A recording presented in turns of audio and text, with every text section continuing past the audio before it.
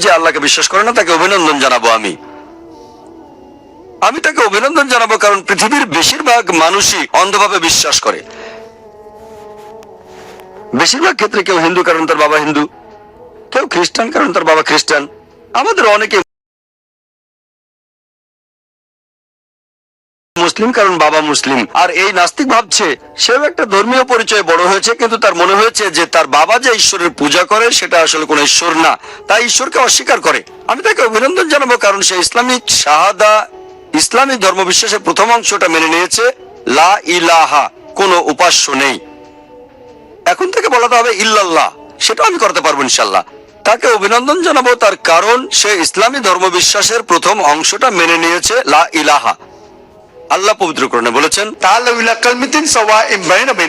এসো সেই কথায় যা তোমাদের ও আমাদের মধ্যে এক। যদিও সেটা নাস্তিক, একজন নাস্তিকের সাথে আমাদের সাদৃশ্য হলো লা ইলাহা, কোনো উপাস্য নেই। নাস্তিকের ক্ষেত্রে অর্ধেক কাজটা হয়ে গেছে।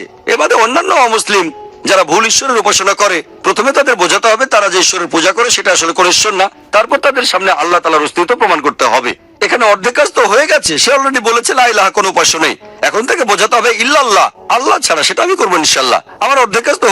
কোন নাস্তিককে আমি প্রথমেই প্রশ্ন করব যে, মনে করেন এমন একটা যন্ত্র, একটা ইকুইপমেন্ট যেটা পৃথিবীর কোনো মানুষ আগে দেখেনি, সেই যন্ত্রটা যদি আপনার সামনে আনা হয়, পৃথিবীর কোনো মানুষ যেটা আগে দেখেনি, যদি সেটা আপনার সামনে এনে জিজ্ঞেস করা হয় এই যন্ত্রটা কিভাবে কাজ করে, এই যন্ত্রটা সম্পর্কে আপনাকে কে বলতে পারবে, তার উত্তর কি হতে পারে?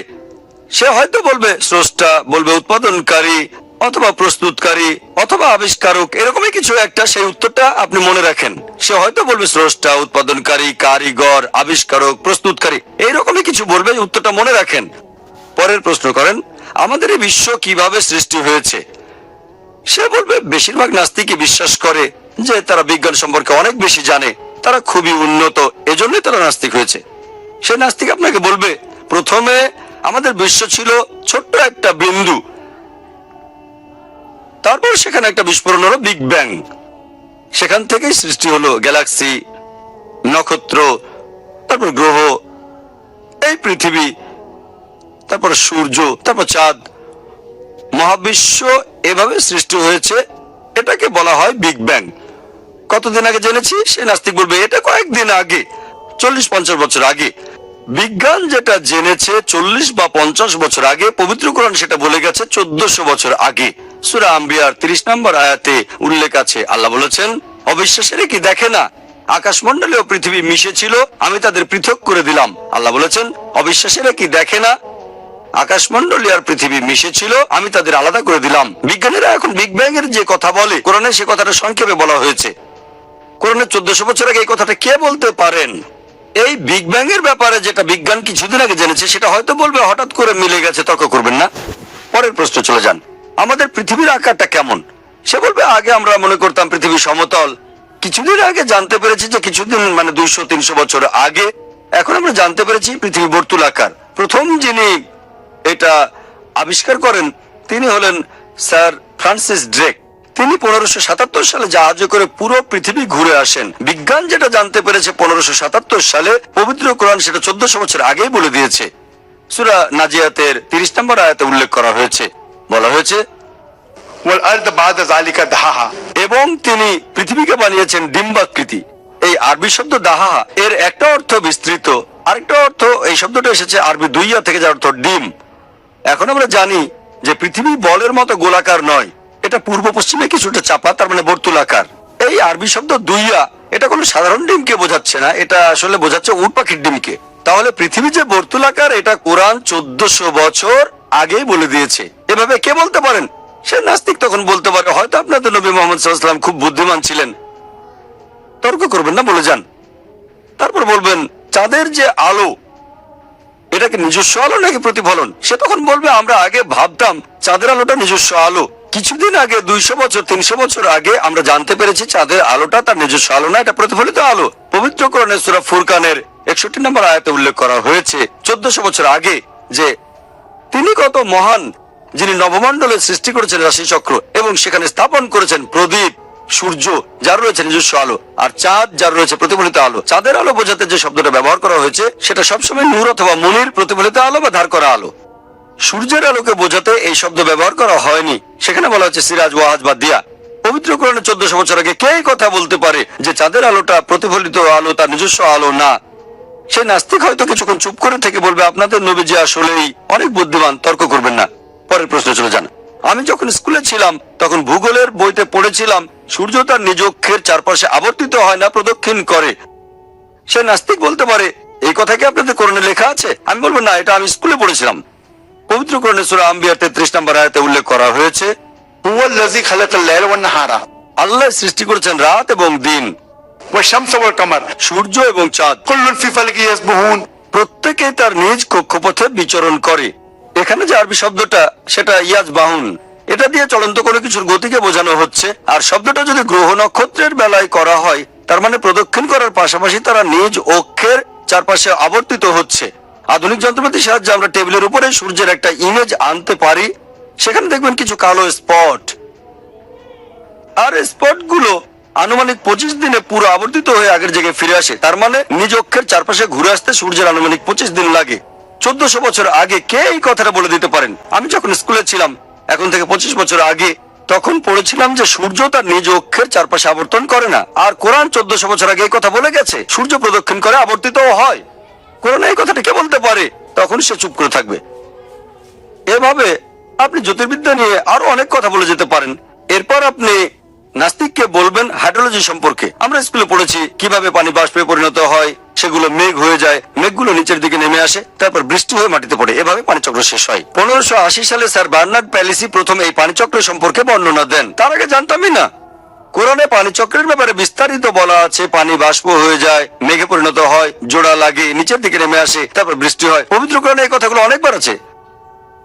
সূরা জুমারের 21 নম্বর আয়াতে উল্লেখ করা হয়েছে, সূরা রুমের 24 নম্বর আয়াতে উল্লেখ করা হয়েছে, এরপর সূরা হিজরের 22 নম্বর আয়াতে উল্লেখ করা হয়েছে, সূরা মুমিনুনের 18 নম্বর আয়াতে বলা হয়েছে, সূরা নূরের 43 নম্বর আয়াতে উল্লেখ করা হয়েছে, এরপর সূরা রুমের 48 নম্বর আয়াতে উল্লেখ করা হয়েছে, সূরা ফুরকানের 48 ও 49 নম্বর আয়াতে বলা হয়েছে, সূরা ফাতিরের 9 নম্বর আয়াতে বলা হয়েছে, সূরা ইয়াসিনের 34 নম্বর আয়াতে বলা হয়েছে, এরপর সূরা কাফের 8 ও 9 নম্বর আয়াতে বলা হয়েছে, সূরা মুলকের 30 নম্বর আয়াতে বলা হয়েছে, সূরা তারিকের 11 নম্বর আয়াতে বলা হয়েছে। এভাবে আপনি একের পর এক শুধু রেফারেন্সই বলে যেতে পারেন পবিত্র কোরআনের, যেখানে পানিচক্র সম্পর্কে বলা হয়েছে। 1400 বছর আগে কে কথাগুলো বলতে পারেন? সে নাস্তিক কোনো কথা বলবে না। কোরআন অনেক বিষয়ের উপরে বলেছে, যেমন জিওলজি। পবিত্র কোরআনে সূরা আম্বিয়ার 31 নম্বর আয়াতে উল্লেখ করা হয়েছে, আমি পৃথিবীতে সৃষ্টি করেছি সুদৃঢ় পর্বত, যাতে পৃথিবী এদিক ওদিক ঢলে না পড়ে। কোরআন বলছে পাহাড় পর্বত পৃথিবীকে সুদৃঢ় করেছে, যেটা কিছুদিন আগে জেনেছি। এরপর সমুদ্রবিদ্যা, আমরা জানতাম যে পানি দুই প্রকারের, লোনা আর মিষ্টি, কিন্তু আমরা জানতাম না যে এদের মধ্যে একটা ব্যবধান আছে যা তারা অতিক্রম করতে পারে না। পবিত্র কোরআনে সূরা ফুরকানের 53 নম্বর আয়াতে উল্লেখ করা হয়েছে, তিনি দুই দরিয়াকে মিলিতভাবে প্রবাহিত করেছেন, একটা হলো মিষ্টি সুপেয়, অন্যটা হলো লোনা খর। তারা মিলিত হলেও কখনো মিশ্রিত হয় না, তাদের মধ্যে রয়েছে অনতিক্রম্য ব্যবধান। আমরা এখন জানতে পেরেছি যখন এক ধরনের পানি আরেক ধরনের পানির সাথে মিলিত হয়, তখন যে পানিটা আসে সেটা তার উপাদান কিছু হারিয়ে অন্যটার মতো হয়ে যায়। যেখানে এরা মিলিত হচ্ছে, কোরআন সেই জায়গাটাকে বলছে বারজাক। উপকূলীয় এলাকায় এরকম দেখতে পাবেন, যেমন আফ্রিকার দক্ষিণ উপকূল, এখানে দুটো সাগর মেশে, মিশরের নীল নদের পানি যেখানে ভূমধ্য সাগরে মেশে, হাজার হাজার মাইল লম্বা গালফ সিতেও দেখতে পাবেন। এরপর বায়োলজি নিয়েও কোরআন বলছে, সূরা আম্বিয়া 30 নম্বর আয়াতে উল্লেখ করা হয়েছে, আল্লাহ মিনাল মাই কুল্লা শাইইন হ্যায়, এবং প্রাণবান সবকিছু সৃষ্টি করলাম পানি থেকে। চিন্তা করেন, এই আরবের মরুভূমিতে সেখানে পানির অভাব। কে ভেবেছিল যে আমরা পানি থেকে সৃষ্টি? আজকে বিজ্ঞান উন্নত হওয়ার পর আমরা জানতে পেরেছি পানি থেকেই সব প্রাণীর সৃষ্টি হয়েছে। প্রত্যেক জীবদেহে কোষ থাকে, এই কোষের 80% সাইটোপ্লাজম। প্রত্যেক প্রাণীর শরীরে 50 থেকে 80% পানি আছে। পবিত্র কোরআনে সূরা নূরের 45 নম্বর আয়াতে বলা হয়েছে আল্লাহ সমস্ত জীব সৃষ্টি করেছেন পানি থেকে। এরপর সূরা ফুরকানের 54 নম্বর আয়াতে বলা হয়েছে যে আল্লাহ মানুষকে সৃষ্টি করেছেন পানি থেকে। এগুলো সব বায়োলজি নিয়ে। পবিত্র কোরআনে সূরা রাদের 3 নম্বর আয়াতে বলা হয়েছে তিনি উদ্ভিদ সৃষ্টি করেছেন জোড়ায় জোড়ায়। গাছের মধ্যে পুরুষ নারী আছে, আগে জানতাম না। এই কথাগুলো কে বলতে পারেন? এরপর জিওলজি, পবিত্র কোরআনে বিভিন্ন পশু পাখি সম্পর্কে বলা হয়েছে, এটা সূরা আনামের 38 নম্বর আয়াতে আছে। তারপর মৌমাছির কথা বলা হয়েছে সূরা নাহলের 68 ও 69 নম্বর আয়াতে। কোরআনে মাকড়সার জীবন নিয়েও বলা হয়েছে, এটা আছে সূরা আনকাবুতের 41 নম্বর আয়াতে। পিঁপড়ার জীবনযাত্রা সম্পর্কে বলা হয়েছে সূরা নামলের 17-18 নম্বর আয়াতে। জিওলজি সম্পর্কে বলেছে 1400 বছর আগে কে কথাগুলো বলতে পারেন। এরপর কোরআনে বলা হয়েছে মেডিসিন সম্পর্কে, মধুর মধ্যে রয়েছে মানুষের জন্য আরোগ্য। সূরা নাহলের 68-69 নম্বর আয়াতে এটা আছে। আমরা আগে জানতাম না। কোরআন ফিজিওলজি সম্পর্কেও বলেছে কিভাবে দুধ উৎপন্ন হয় আর রক্ত প্রবাহিত হয়। এটা বলা হচ্ছে সূরা নাহলের 66 নম্বর আয়াতে। বিজ্ঞান কিছুদিন আগে জেনেছে। কোরআন মানুষের ভ্রূণের বিভিন্ন স্তর নিয়ে বলেছে। কোরআন জেনেটিক্স নিয়ে বলেছে। পুরুষের শুক্রাণু সন্তানের লিঙ্গ নির্ধারণ করে। সূরা নাজমের 45 নম্বর আয়াতে এটা বলা হয়েছে। এছাড়াও সূরা কিয়ামার 37 থেকে 39 নম্বর আয়াতেও বলা হয়েছে। এরকম আরো অনেক। কোরআনে কে এই কথাগুলো বলতে পারেন? এগুলো কে বলতে পারেন? তখন সে নাস্তিক শুধু একটা উত্তর দেবে, স্রষ্টা, উৎপাদনকারী, প্রস্তুতকারক, আবিষ্কারক। এই স্রষ্টা, এই উৎপাদনকারী, এই প্রস্তুতকারক, এই কারিগর, আমরা মুসলিমরা তাকে বলি আল্লাহ। এজন্য ফ্রান্সিস বেকন বলেছেন, বিজ্ঞান সম্পর্কে অল্প জানলে আপনি নাস্তিক হয়ে যাবেন, বেশি জানা শুরু করলে আপনি ঈশ্বরে বিশ্বাস করবেন। আর এখনকার বিজ্ঞান কিন্তু ঈশ্বরকে বাদ দিচ্ছে না, ঈশ্বরের বিভিন্ন মডেলকে বাদ দিচ্ছে। লা ইলাহা ইল্লাল্লাহ। তাহলে পবিত্র কোরআনের সাহায্যে আমরা একজন নাস্তিকের কাছে আল্লাহর অস্তিত্ব প্রমাণ করতে পারি। এই সিস্টেম বিভিন্ন ধর্মগ্রন্থের ক্ষেত্রেও প্রয়োগ করতে পারেন। হতে পারে সেটা বাইবেল, হতে পারে বেদ। অন্য ধর্মের পবিত্র গ্রন্থগুলো সময়ের এই পরীক্ষায় পাশ করবে না। যদি বিজ্ঞান দিয়ে পরীক্ষা করেন, বেদ আর বাইবেলে অনেক বৈজ্ঞানিক তথ্য আছে, তবে বাইবেল ও বেদে অনেক অবৈজ্ঞানিক তথ্যও আছে। বিজ্ঞান দিয়ে অন্য ধর্মের গ্রন্থগুলোকে পরীক্ষা করেন, পাশ করবে না।